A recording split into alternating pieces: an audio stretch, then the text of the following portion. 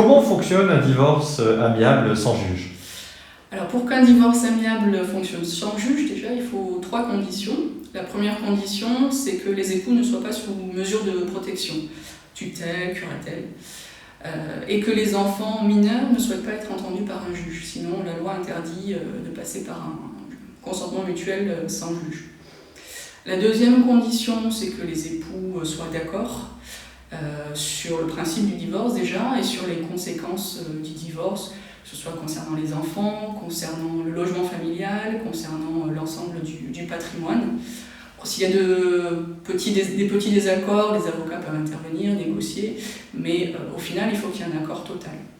Et la troisième condition, c'est que chaque époux ait son propre avocat.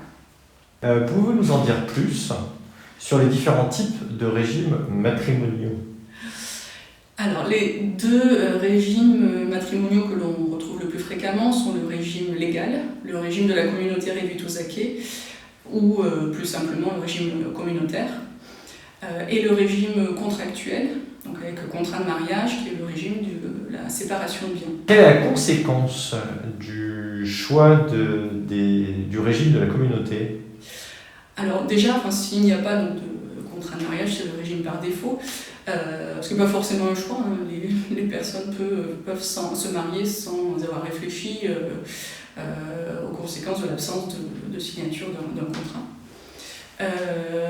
Les conséquences sont le fait que pendant toute la durée du mariage, tout ce qui est acquis, économisé ou souscrit par les époux est commun. Sont propres uniquement les biens que les époux possédaient avant mariage et ceux dont ils héritent ou se voient donataires. En quoi consiste un état liquidatif? Alors, un état liquidatif, c'est un acte qui fait le compte entre les époux. C'est une photographie du patrimoine des futurs ex-époux, avec une valorisation des biens qui figurent dans ce patrimoine commun ou individu, selon le régime matrimonial, et incluant également les mouvements entre les patrimoines, donc entre le patrimoine propre des époux et la communauté, ou entre les différents patrimoines des époux. Photographie ce qui précède le partage de la communauté ou du régime de séparation. Quels sont les biens qui figurent sur la photographie dont vous parlez? Tous les biens, toutes les dettes, donc les biens immobiliers déjà, les biens mobiliers d'une certaine valeur, les véhicules, également les emprunts qui doivent figurer, ainsi que les liquidités qui figurent sur les comptes. À quel moment doit-il être effectué? Alors dans le cas d'un divorce par consentement mutuel, il faut qu'il soit effectué en amont de la signature de la convention de divorce.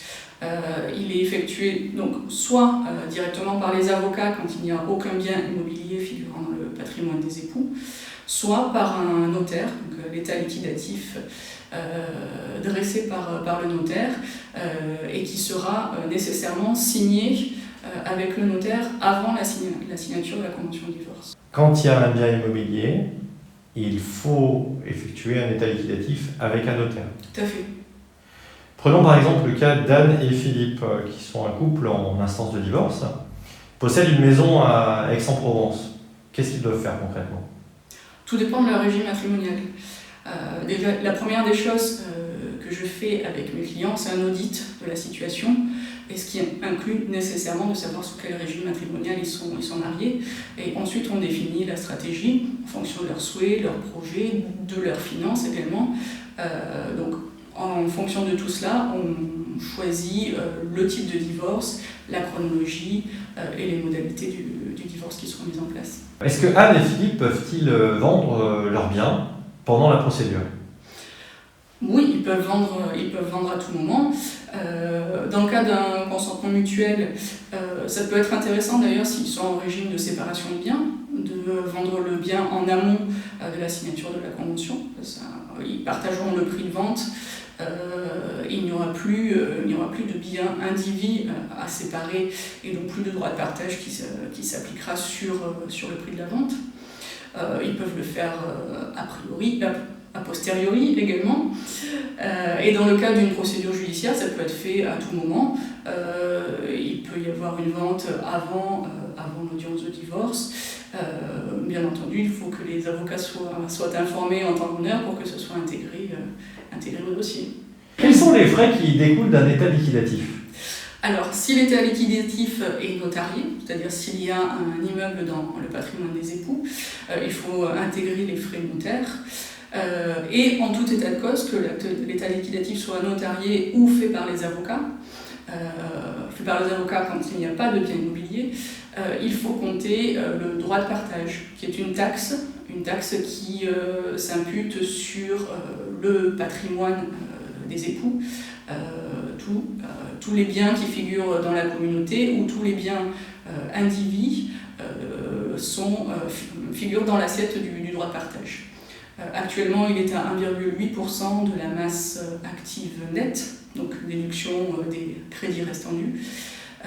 Normalement, au 1er janvier 2022, il devrait passer à 1,1%.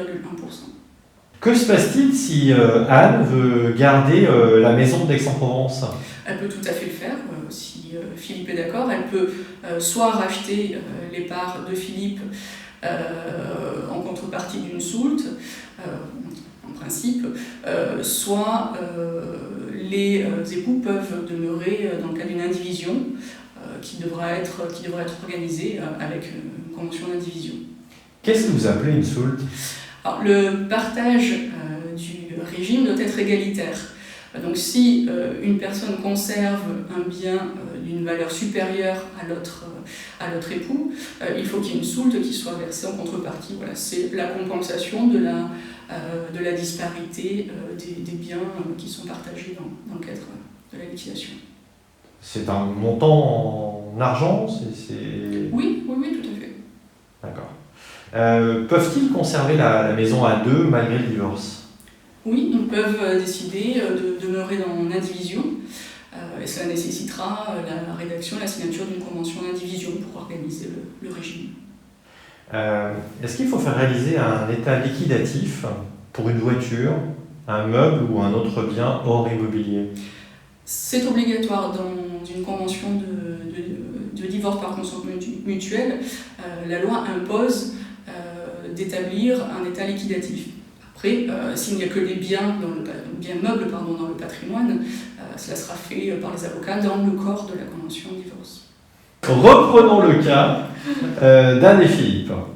Est-ce qu'il y a un lien entre les accords passés sur la vente de la maison et sur une éventuelle prestation compensatoire que pourrait demander Anne?